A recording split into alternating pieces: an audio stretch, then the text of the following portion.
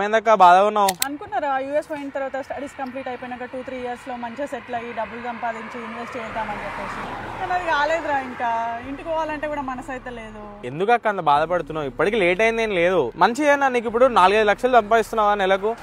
Loan పెట్టుకొని pre construction ఇల్లు కొనుక్కో. ఆల్రెడీ బిల్డ్ అయిన వాటి మీద ఇంట్రెస్ట్ లేదురా. ఏదైనా 300-400 స్క్వేర్ యార్డ్స్ లో తీసుకొని మంచిగా ఇల్లు కట్టుకొని ముంగర మంచిగా గార్డెన్ ప్లాన్ చేద్దాం. 300-400 స్క్వేర్ యార్డ్స్ కదా, నువ్వు ఇప్పుడైతే ఇల్లు కట్టావు కదా, 3-4 ఇయర్స్ డౌన్ ద వైర్ లో కట్టుకుంటావు కదా, ఇక్కడైతే డెవలప్ అవుతుందో 3-4 ఇయర్స్ లో మంచి ఇన్ఫ్రాస్ట్రక్చర్ వస్తుందో ఆ ఏరియా కూర్చొని చూద్దాం. అక్కడ 10 to 15,000 ఆర్ 15 to 20,000 బడ్జెట్ లా 400 స్క్వేర్ యార్డ్స్ ప్లాన్ చేసుకో. ఐ నో 60-70 lakhs బడ్జెట్ అవుతుందని, బట్ టెన్షన్ పడాల్సింది ఏం లేదు. ఇంతవరకు నువ్వు ఇక్కడ ఉన్న దగ్గర లోన్స్ లేకపోతే నువ్వు సేవింగ్స్ మొత్తం కలిపి ఒక 30 లక్షలని అరేంజ్ చేయగలుగుతావు కదా. 30 లక్షలు పెట్టు, ఇంకో 50% నీకు ఓపెన్ ప్లాట్ లో లోన్ వస్తుంది. నువ్వు ఇట్లా 400 స్క్వేర్ యార్డ్ కొనుక్కున్నావు అనుకో, నువ్వు ఆ 3 ఇయర్స్ లో లోన్ మెల్లగా క్లియర్ చేసి ఆ టైం వరకు అసెట్ ఓన్ చేసుకుంటావు.